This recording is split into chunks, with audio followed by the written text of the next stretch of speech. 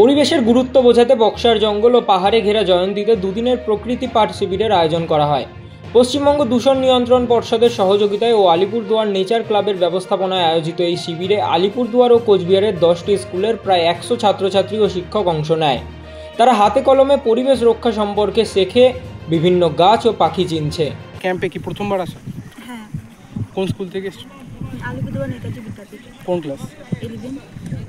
কি মনে হচ্ছে কি কি শিখতে পারবে আর কি কি শিখলে এখনো পর্যন্ত?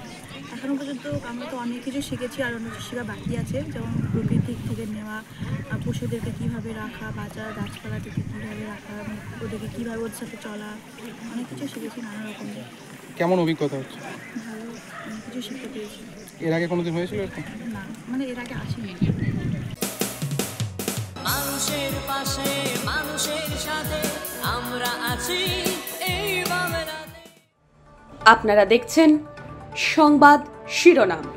দেখলেন তো অনেক কিছু, এবার দেখুন নতুন কিছু।